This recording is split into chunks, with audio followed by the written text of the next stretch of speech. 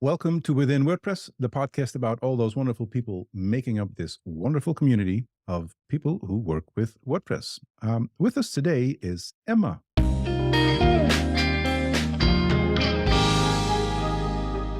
Welcome, Emma. Hello. Thank you. Hello, hello. Emma Young, not everybody knows you, I'm guessing. I don't know. Maybe. Do they know you? I think your first answer was more correct. Well, then my first question to you is please introduce yourself. Who are you and what do you do with WordPress? Yes. Hello. I'm Emma Young. I am the head of content at Hostinger. And although I didn't start as the head of content, I had quite the journey there. A lot of it had to do with WordPress, working with WordPress with daily things, but I also had quite a few adventures with it in my personal life. It was, a failed blog here, a failed blog there, and then had to use it a lot just in day-to-day activities. And I think that's what kind of re-sparked my interest and love for WordPress. Both my parents were like computer engineers, so they both worked a lot with open source Yep. platforms. And so that was always kind of around. That wasn't a new term that I was, when I heard it related to WordPress. And so like, but I think what was a new term and how I got related to the WordPress community was more about the fight for the future, the contributions that way. And I was like, wait a second, I can work, but also have fun at the same time. Like, okay, I'm going to kind of go down this path. But so I kind of, Hostinger was a nice way to bring me back into like open source and into specifically WordPress. Yep. And then I think more in my personal life, who is Emma is like a good way to sum it up is maybe like an accident prone adventurer. Oh, Like, if like a baseball was supposed to go flying through a net, it probably hit me. If I was supposed to get pinged by a car, it's probably me laying on the sidewalk. And my. so good to have around, I guess, because you're safe.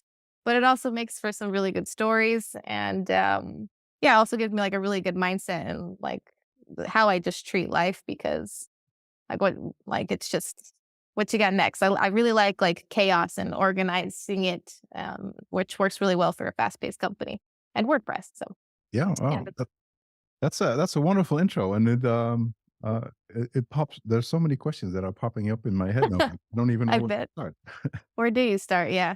I don't Uh, know where to start, so good luck. so we'll come back to the accident prone thing because I think at least how you're presenting it is hilarious. Probably isn't it? Isn't when you are experiencing it. No. First question I kind of wanted to ask is the growing up in a household where the concept of open source is a known thing. That's interesting. I mean, WordPress obviously is open source, and with it, a whole mindset comes. The part of contributing, the part of it's from it's owned by everybody and it's owned by nobody at the same time. What was the concept of open source mostly before you in your mind as you were growing up that differs from how you've gotten to know it actually working in the open source project? Yeah, that's a great question. Like, so growing up, like my both my parents met in Silicon Valley. They're like, my mom was more in the creation of all of the pieces in computer architecture, and my dad was more in the programming afterwards. So my mom ended up she stopped working and was stayed at home and took care of us. But my dad, whenever I looked at his computer, it looked like the Matrix. Yeah. Like back in the day, because when he first came to the States, he got in really early with the computers like system and like making kind of growing up with it. And I remember in the middle of the night, just being in a server room, Yeah. it's not something like a normal, like, oh, dad's on call, like his pager gets off. So then get to kind of go in this freezing cold room with air vents everywhere and don't touch this computer because you're going to break the system. And then we can all guess what happened there. Yeah. So, Accident. but Yeah. yeah, but like what really piqued my interest was just like, like the way uh, my dad would be with like the programs that he was working for, whether it was for the bank or for a hospital or for IBM, and the way he like approached it and was like, this is what I do for work, but this is what we do for fun, like with his mates after work, Mhm. and but we don't get paid for this. And I'm like, what do you mean? And he's like, but it helps us at work. Yeah. So we're helping ourselves at work. And like, so I kind of always had that concept that like, oh, if you contribute to something before, I guess, even using that word contribute, but like, if you work on something that helps more parts of your life, Yep. then it's something like it's a very good like return on your investment, I guess. And it's just a good mindset to have. Like you don't always have to just do one thing for one outcome. So like always looking at many different areas you can get from doing this one thing. And so that was just kind of always around. Like I don't know like specifically what they would be working on. Sometimes they were building a computer, sometimes they were all just like their old ass laptops like linked to each other Yep. and all working on coding some project. And but I just remember it always being like, oh no, this is our hobby. This is for fun, but it pays off in this area, in this area, in this area. Yeah. And so and without understanding like what they were doing, because they tried to explain it to me so many times, something to do with storage. I don't know. I still don't know. Like that concept of it stayed with me. And so but I forgot about it, I guess, like, when I was in my 20s and, like, was like, I'm gonna just rage and, like, party." And then when I started hearing it again because, like, going back into the tech industry, I was like, "Oh, shit, I remembered this was, like, actually something that was very nice." And it was, like, something I grew up hearing, and I was like, "I'm gonna explore this and actually try to see where, like, my principles and values lie Mhm. that can also help me and help everybody else, but also help, like, where I'm working." So, I think that's kinda like the gist of it's like a good mindset, I guess, to have, good teaching moment. Go Yeah. dad. Yeah. Yeah. I think that's an interesting one. I'll give you a kind of what my example of early upbringing is. I've learned a lot of different things, and mostly that if you can help out, you should. The examples that my parents gave me, none of them were like, "Yeah, I got to do that." Like my mom worked in the library and helped out, and this and that, and my dad did other, let's just call it generic community stuff, and that never really appealed to me in that sense.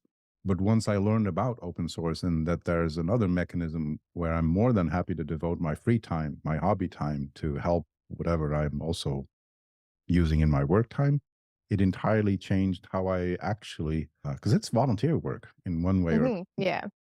but with the goal to actually better, not just the project or whatever, but society as a whole, which was was a funny realization because years into this, I celebrated my company having a company 20 years a few days ago, and years into that, my mom said, "Look at you volunteering." I'm like, I'm not volunteering." Take that back. Yeah, like no, no, that's. I'm like, oh yeah, yeah, yeah, yeah. Yeah, I guess you're right. But no, but that's an interesting approach. Not approach. That's an interesting path that you followed. Sort of rediscovering it, and then also having that same sort of, oh yeah, I am.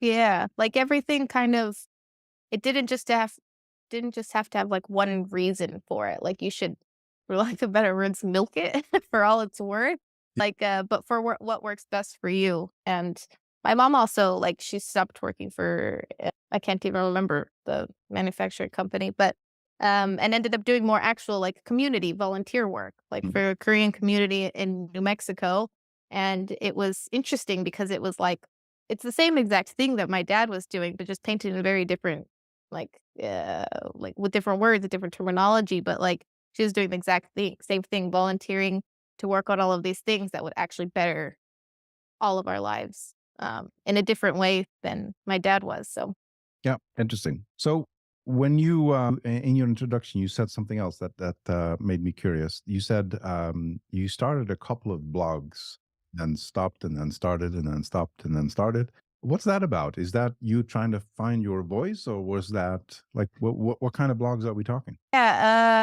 that's interesting, yeah, because now I work in content, I never realized I never in a million years, if you asked me as a kid, I was like astronaut, vet, like, doctor, never something to do with words. Like, I've never been somebody that likes grammar or English was my favorite class, and it was, like, always, like, math. Actually, that's probably it, just math, like, everything Yeah. else kinda sucked.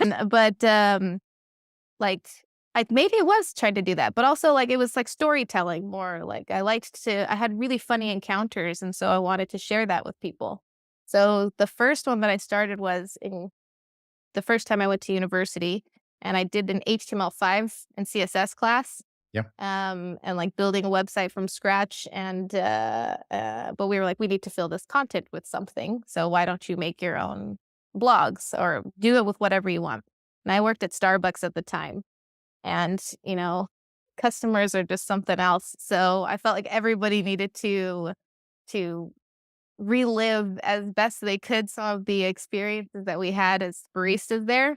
Yeah. They were just too good not to share, and, like, we were sharing it on, like, MySpace, but, like, that's what kinda reach did that have back then, so it was like a blog it is, and just shared the link with, friends and family, and, we have this thing in Craigslist Yep. in the States, and they had this, like, missed connections area, and it was, like, this place where you could post and be like, "I saw you at the Starbucks on 528 and Lowe's.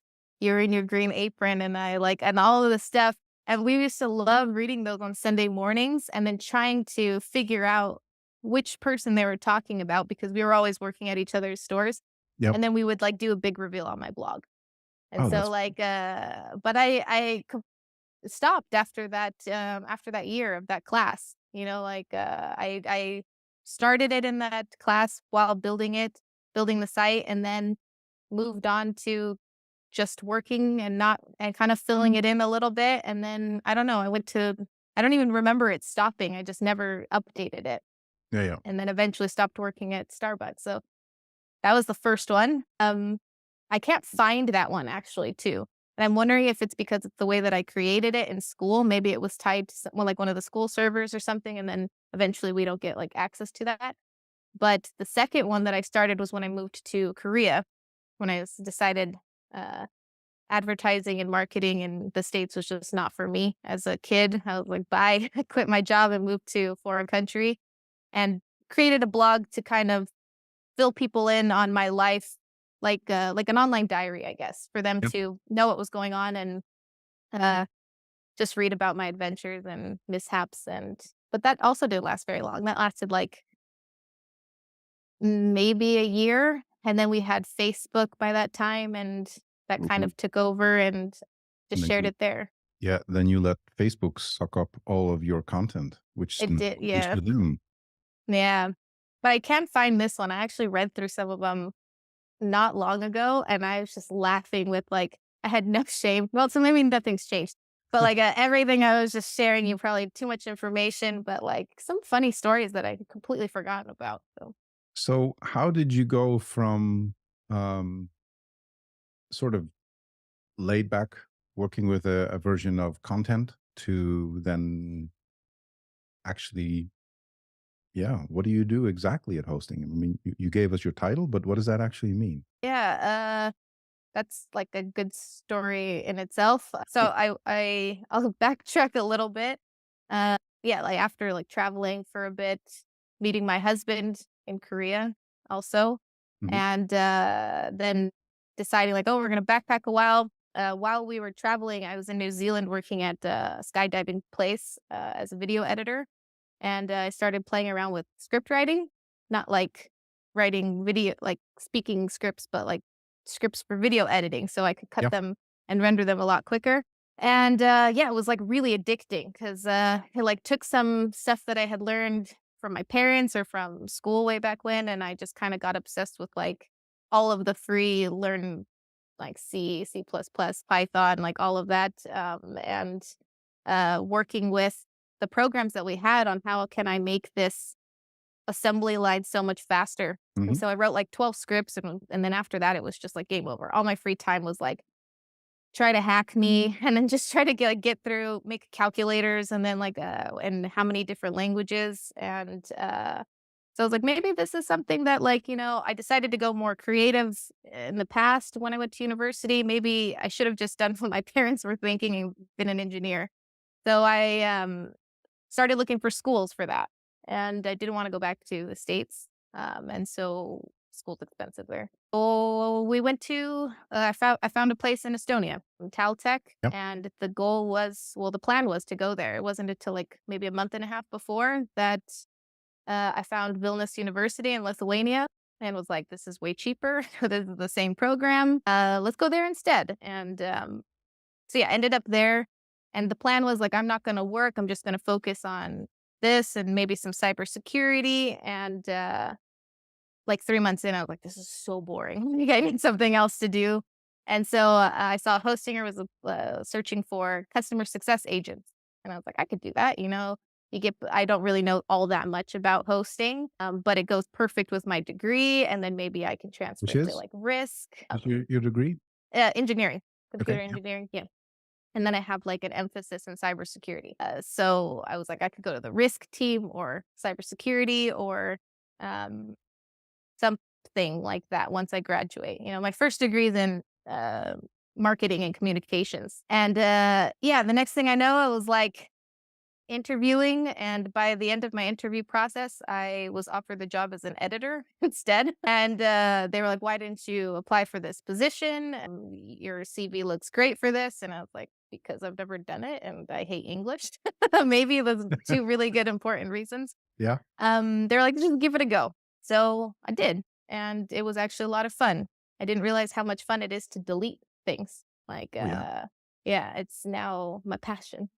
I'm just kidding. Yeah. But, yeah, so that was 4 years ago. I started as an editor. The team was very different. It was very, like, hands-on. Everybody does everything. So we weren't just editors. We wrote a little bit. We did all of the SEO parts, like creating an SEO strategy, creating linking strategy, thinking about keywords to briefs, and then how we can, like, scale and grow our team.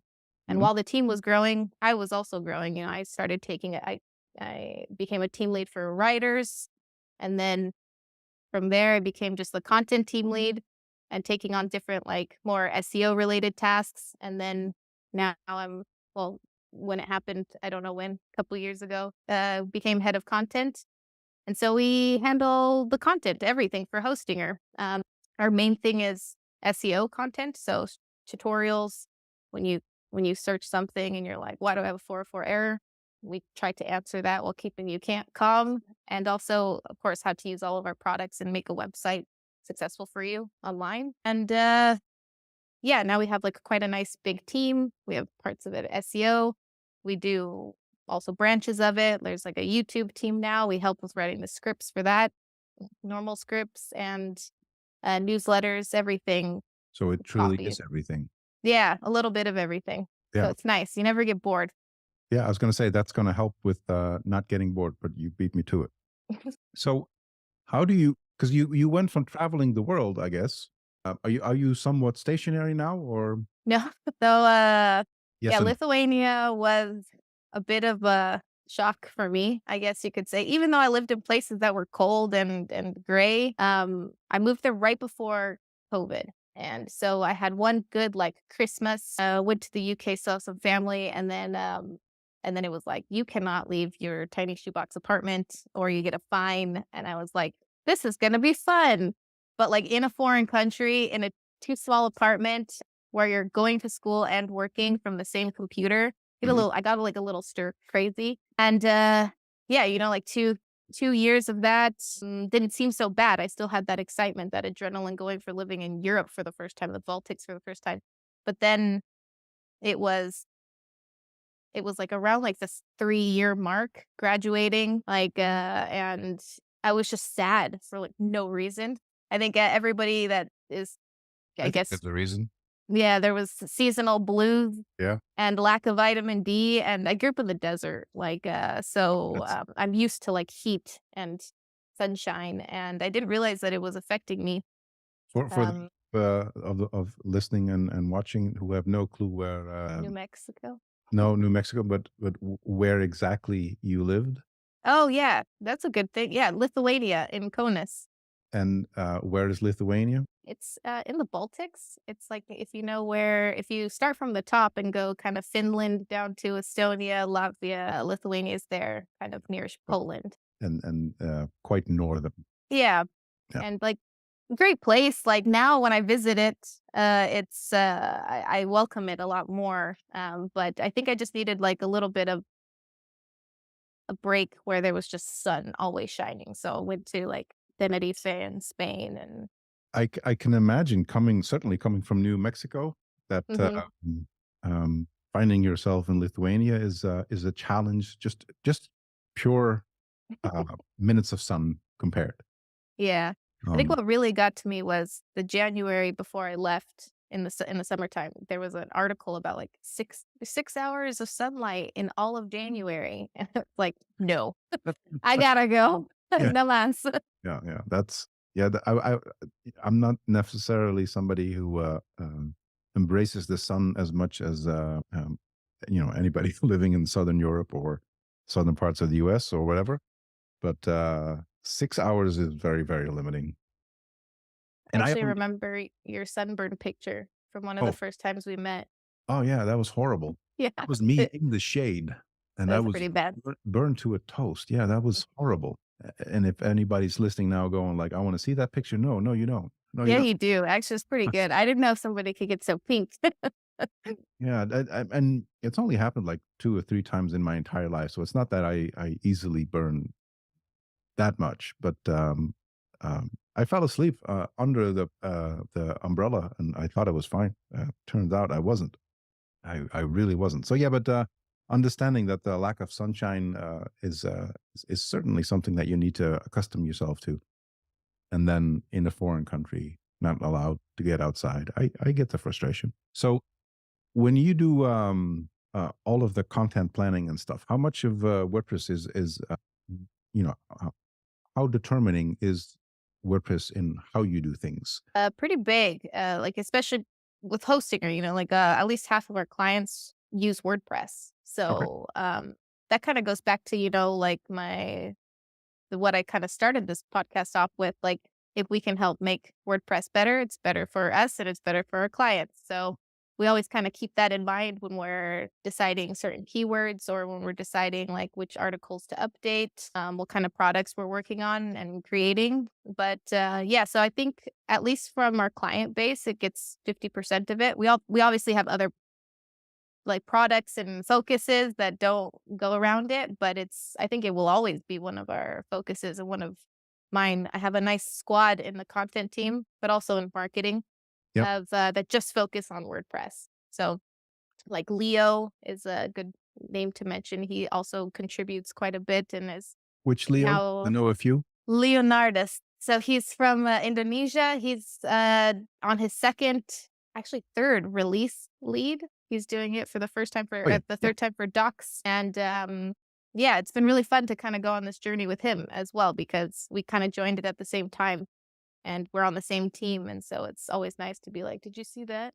yeah, yeah. and joke around with him. So And do you write in WordPress a lot? no, I delete. I think, yeah, I am more of the review and edit stage.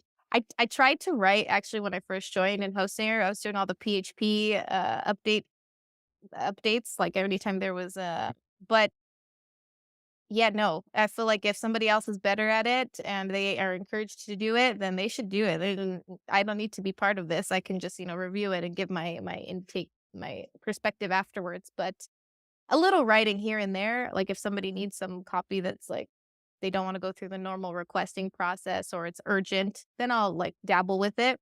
But, no, I'm definitely more of, like, I like to see the whole thing, all of the context, like, Yep. and look at the article as a whole or the landing page or something. That's me with code essentially. I mean, I kind of grew in that sort of same thing. I don't particularly enjoy writing from scratch anymore, but I'm happy to look at the big picture and delete what's needed. Yeah. Yes. So um, the thing that I find funny is that you have a very interesting, different approach to where home is, right? So you've been all over. You're currently, if I'm not mistaken, in Portugal. Mhm. Do you interact a lot with the local WordPress communities at all?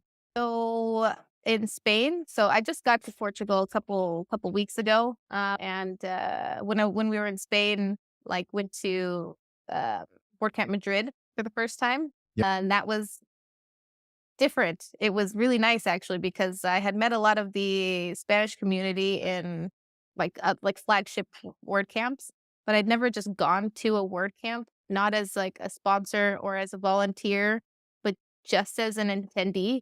Yeah. Also my Spanish was not good enough to be there. I was Promise you it's better than mine. Yeah, I was like, "This is not the same Spanish I learned, in high school." But everybody was super kind, and it was nice to see them. It's very different than obviously a flagship and how their interactions and seeing how many people I met, like, in that community was pretty eye-opening. And I'll go to Porto, in a bit. Yeah, I was gonna say, is that Next this month? weekend or Next month? next weekend? No, I think, like, Chiclana in Spain is this week, Yeah, but Vienna is this Por week. Yeah. Porto's, I think, next week. Yeah, so, uh because, like, at Spain in Spain and at WordCamp Asia, like, I met a lot of actually the Portuguese community because I was like, "Oh, I'm moving there, or well, traveling there. Where do you recommend?" And then they introduced me to somebody else, and so now and they all invited me to WordCamp Porto, so it's like, You "Don't kinda say had to. no." Yeah, like, I really want to too as well, so, yeah, I'm looking forward to that actually. So in terms of, meeting different communities all over the world, is there anything that stands out in the positive or the negative? Like, is there a difference? It's interesting, like, because I haven't been part of the community that long. Like, my first WordCamp was WordCamp Asia in Bangkok, Yeah. which was just over a year ago, and, that was like, like, the information overload, like, I wanted a little piece of everything, and then, you know, Europe was very different than Asia, and then US was, like, very different from previous 2. Yeah. I don't know what the local ones were like in any of those places 'cause I hadn't had an opportunity to go there yet. But then going back for, like, the second time and seeing, like, after seeing the Spain WordCamp, the local one for Madrid, and Yeah. then having WordCamp Asia, I had, like, almost a different perspective. Like, I didn't realize how big the Spanish community was, in WordCamp and how, like, everybody knows everybody. And, like, everyone just says their name or they're WhatsApping someone or, like, we're working on WordCamp Europe. I'm on the content team for, the organizing team. Yep. And they're like, "Oh, we need to talk to this person. Don't worry, I'll just message him." And I'm Yeah. like, "Wait, what?" Like, we don't have to go through like an email or be, you know Spain especially is highly, highly connected. I think by far the most active, country in at least in Europe in terms of, stuff that they are organizing. It feels to me like there's a WordCamp every month. there's a lot. Like, and we get like, pitches to sponsor it. So I can only imagine like how many they actually have. Like, it's incredible, like to see. I don't know. But then at the same time, it's like, okay, so I don't know what it's like 5 years ago. Is it the same? Are we still innovating? Are we iterating or pivoting at all? Or is it like the The same friendships. people from the same people from the community, just the next year, like, it would be interesting to see, like, the new people that are coming in, new people that are challenging, at least in these, like, already kind of connected and established communities versus, like, there's no, like, Baltic really community. No, and there's more countries where the communities are, at least haven't come back to the state of where they were, before the blip. I think at least, I've been to, a fair share of, Spanish work camps, certainly in the beginning, 2009, 2010, and I've met work camp Bilbao, of course. Yeah. I'm going to get roasted if I don't mention Bilbao. But the thing that you highlighted is the same thing that always stood out for me as well. The connectedness of the Spanish WordPress community is just absolutely awesome. There is not a single soul. I mean, you get the feeling there is not a single soul working with WordPress in Spain that does not go to a WordCamp at one point in the year. Mhm. It kind of feels like that. And what you said, like if you know somebody and you need to know somebody else, they're just a message away. Like, Yeah. um, so that's sort of connected as I'd love because I don't know if you know, I was one of the co-founders of WordCamp Europe, and one of the goals that we had because at the time, and this is 2012 when we started this. At the time, there were quite a few communities that weren't just not active, like country communities were. Either they didn't recognize themselves as such, or they were just not in contact with each other. So there was little islands, maybe in the northern part of the country and in the middle somewhere, and that's about it. One of the goals we had was that the communities in the country started to see, recognizing themselves as a community, organize, and then create meetups and WordCamps and whatnot. And Spain at the time was already quite active. The third WordCamp Europe we organized was in Sevilla, and like the support from the Spanish community was tremendous. Like I I I I don't have the stats in my head, but as far as I remember, that you always look at how much of the local community is there and how much people from the outside are coming in. If I remember correctly, the at least the Spanish one, I think the Belgrade one as well in Serbia was both had incredibly high local community. I think that's a good sign, and I wish we would find ourselves in that direction more. You already mentioned you're relatively new to the community. Yeah, but Um, I feel like I also noticed a similarity with the Italian community. It's like, how so?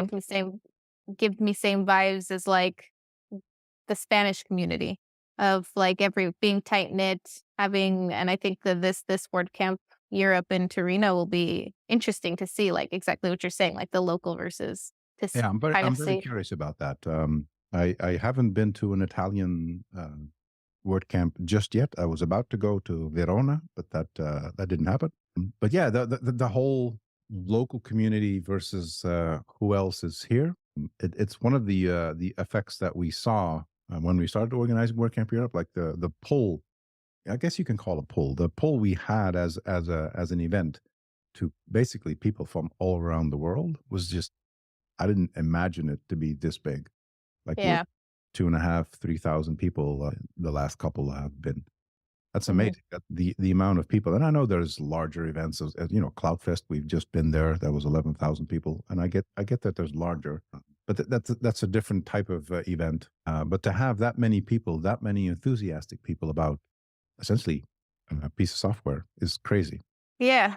And then the dedication that comes with it and the ideas that are, it's interesting to see how much of an impact such events have, which is why I was curious if you see any difference between various parts of the world and the communities you go to. But I guess Flagstaff, meaning WordCamp Asia, WordCamp US, and WordCamp Europe, they're a little bit the exception to the rule. It is the local ones that really bring out the local crowd. um, have how many? So you've been to So one? only one local one, Okay, and then Porto will be the second one.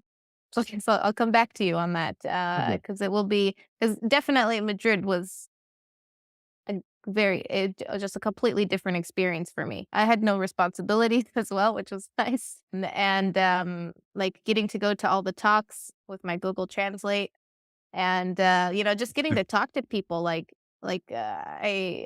recognized Milo, but I never knew his name before, and Yep. he was like, "Oh, yeah, I remember you," and next thing I know, I knew, like, 100 people, and I Yep. don't remember any of their names besides maybe Paco, and, just that, like, that happened within an hour. Somebody was, "Hey, I got you a churro," and I'm like, "I love this place," like, Yeah. somebody brought me People bring wine, like, food. later on, and, it was just, that was, like, a very community feeling, like, Yeah. community as in, like, a family almost, it was very comfortable. They knew that I was new, to them, like, I even think I had a sticker on my badge that was like, "This was my first, like, Spain WordCamp," and, everybody that saw it was, like approached me, and it was very welcoming. That's I recognize this. The my first, was it first? Yeah, I think my first the first WordCamp I went to was the one I organized in WordCamp Netherlands in 2009, which is weird because you have no idea what you're doing, and um, you just kind of you know roll yourself through the days, and then hopefully you end up with a good feeling at the end. And that's kind of how that experience was. But my first one was outside of the country, I think, if I'm not mistaken, was Sevilla, 2009. And I had a very similar experience. Like everybody came up to me, talked to me, um, brought me food even. Yes, yes. Yeah. It was like, "Oh, you look lonely. Here, Yeah, eat this." yeah. I think they mostly thought I was looking hungry, you know. But it's fun to see how the similarity in people just Mhm. happens to coincide with a common field of interest, which is again just a little piece of software. Yeah. The culture was definitely, showing through as well, so, maybe that's also what helped it make it feel a lot more, uh, comfortable, Mm, like, I remember that, like, I had nervous anxiety butterflies the first WordCamp in Bangkok. yeah. I was like, I want to be I want to be here, but I also want to volunteer. And then it was like, "But what am I good at?" And I was like, I like to chat, so I'll be an interviewer." And I was like, "I haven't done this in a hot minute, so now I'm gonna be on WordPress TV. What are the rules?" And the guy was like, just talk to the people." And I'm like, I don't know why he's from Brooklyn as well, but he was definitely not. But, I was like, "Oh, yeah, sure, it's fine." And then I kinda had the same vibe, like, I remembered I must have looked like I was, like, anxious, like, sitting or standing in a corner, and I think it was, like, Milan who came up and was like, "Hey, smile," and, like, took a picture and then just, like, took me with him, and Milan, it was, like Milan? Yeah, I think it was him, yeah, but I'm not sure. Milan Ivanovic from Yeah, Serbia. from Serbia, yeah, Yeah. and, he also had the same vibe. "Everybody, this is" he's like, "What's your name?" But yeah, and, like, but, That like, sounds if you like could Milan. do that times, like, 100 in, like, a tiny little space where you could only meet 100 people, that was Madrid. Yeah. Good vibes everywhere. They I don't think I've been to a WordCamp or even a WordPress meetup where there was not a good vibe. I don't think That's I can fair. recall. So in terms of WordPress and following it, like, do you keep up to date with where the project is going, new features and stuff like that? Is that something that's on your radar? Yes and no. I like the updates. Like the 6.5, I was really looking forward to the font library. I think that's probably my most excited thing. Yeah. Just because I don't know. I think when they announced that they were finally gonna be that we're it was finally being possible, I went on this whole like side quest on like, fonts tell you a lot about your personality. Like, Ah, they do.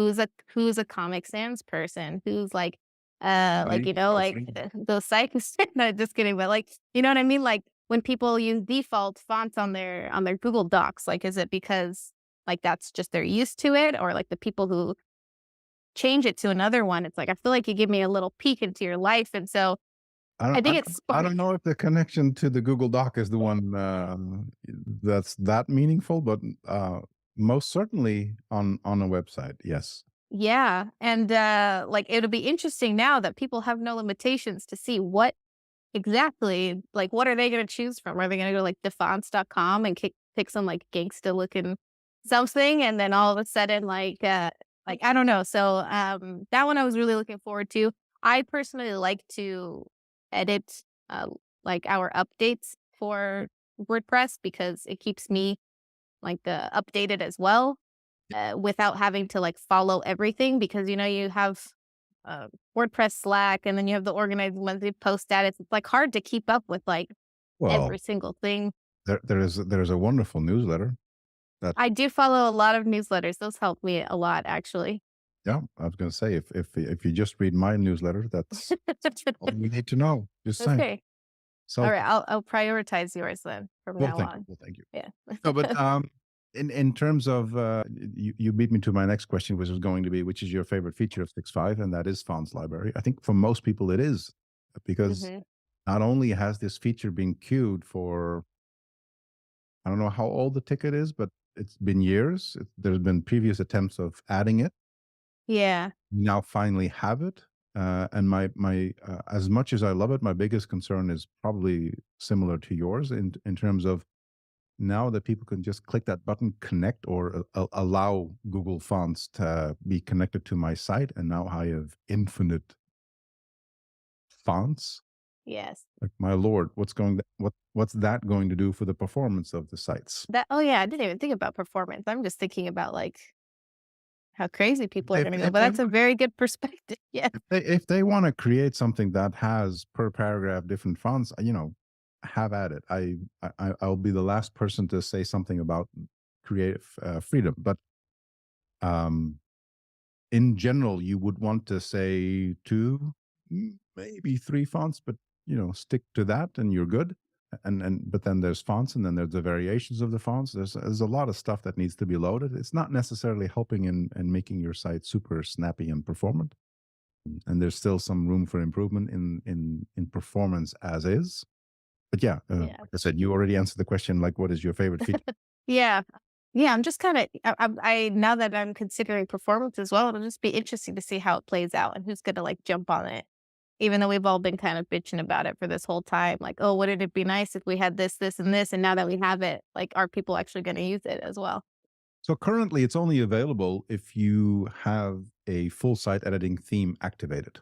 Okay. There are ways to make it available for classic themes, relatively straightforward, even. But the majority of clients, just generally working with WordPress, are only going to see it if they have if they're running 2024 or Ollie or Frost or Rockbase or or any of the other full site editing themes, block themes. So I'm imagining it's not going to be uh, incredibly wild in the things we see, because it's you also have to click a few things before you actually end up at the place. Yeah. You have to go to styles, and then you have to go to what's it called? I don't even know. Probably fonts, but then you have to select them. Then you have to assign them.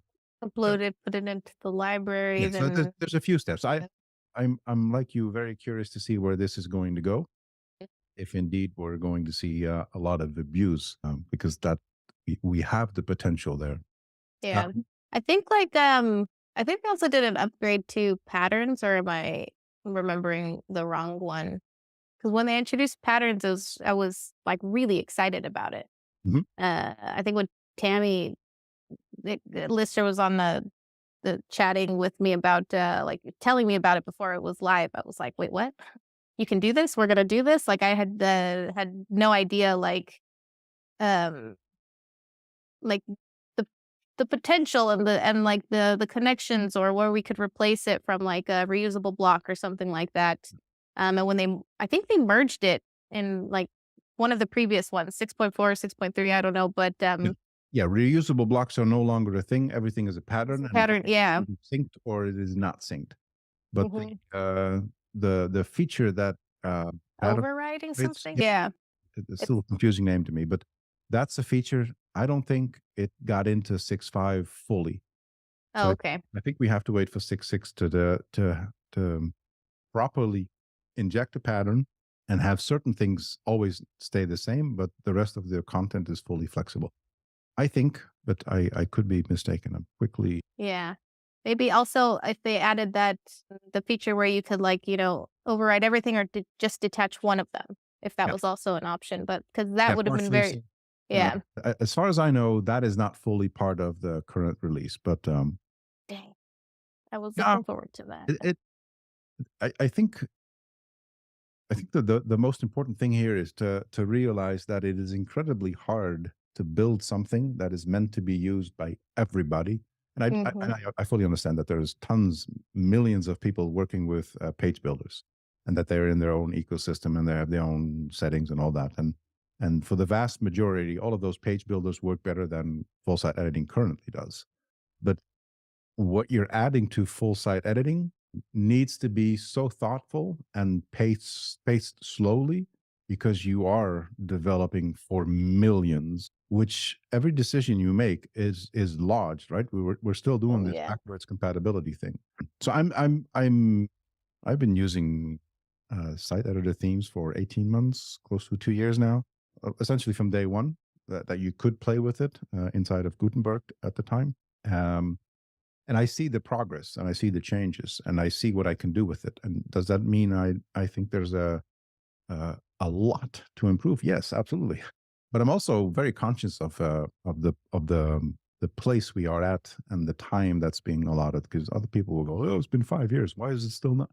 Yeah, well, there's a comma there. There's a whole bunch of other stuff that Mhm. also needs to be taken into account. So in that regard, I get why just uploading fonts was just not something we just, here it is, have at it. Yeah. We need to think about what we're doing here because it has consequences and we need to support it forever. Yeah. That's a very good perspective. We have to support it forever. Yeah, I mean, currently that's how we are still treating WordPress. I don't see that changed. I spoke to recently on a podcast. I said something about it'd be great if we'd have like not a fork, but like say whatever we have now, and turn that into an LTS. And we support it as long as it's needed, but we're shifting the way it's being built for anybody who starts a new site. And Hmm. you, that is breaking backwards compatibility, and I don't see that happening. But sort of a mini fork, it would create a room for a lot of improvements to be merged into core without having to Yeah. worry about, are we breaking stuff? Yep. And certainly from a hosting perspective, I think you can appreciate the carefulness that is currently as we go from version to version and stuff not breaking. Yeah. Oh, yeah. Last question for you: what are you most excited about for the future of WordPress? That's a good one. I'm actually kind of because I'm in like the middle of it, this a newish generation of people coming in Yeah, and seeing like their ideas while still I don't want to say paying tribute, but also respecting like the way that everything that we just talked about actually. So like staying true to what the point is of open source, the point is of WordPress and the community, but also challenging it, like keeping it up with these these modern days. I wanted to say this digital era, but I get so mad when I read that in an article that I did it. Keeping up with the digital era. And digital era has been here for quite a while. I know, and the 43% of online users that use WordPress or whatever the percentage is these days. But yeah, it's like interesting. Like every time, I was a new person like a year ago and thinking about like all the ideas that I've had and just shared with people like at community summit or a WordCamp or something like that, or just somebody talking on Slack and then seeing it like somewhere else happen. It's like, "Oh, crap, I have the power," like, and I would wish that more people were empowered to do that, like, to actually be like, not keep your thoughts to yourself and to just, like, Share. shoot the shit and see what happens. If it gets shot down, whatever, maybe it'll happen in 5 years, or Yep. maybe it'll not happen ever, but it's okay, somebody else can take that and snowball. And in some cases, maybe you even have to wait 10 years. But yeah, share your stuff. I like that. That's a good one. And I Uh, think this like, newer generation of kids, some of them 'em don't share anything, but some of them have big mouths, they should use them. Like, yeah. go Uh, for it. yeah. Like when you say kids, are you referring to kids as well here, or My last name is Young, so I will always be a youngin, but, no, I met somebody at, like, WordCamp. They were like, I was like, "I've had my license longer than you've been alive. Great." I think everyone just thinks I'm maybe a bit younger than I am, but we'll so, you want to set the record straight? I am 33. Okay. I am not 23, but I will take it as a compliment to all you kind people out there. I will forever be 23. Yeah, no, I've passed that phase for sure. You're 34. Uh, That was bullshit. that was I super. can't even keep a straight face, my bad. I'm Please I'm invite me back. I'm full on 50, so no. Oh, okay. I wouldn't have guessed 50, so Oh, thank you. You're so kind. And on that kindness, thank you so much for this podcast. It was a joy yeah. to It was a lot of fun. Thank you for having me. sure thing.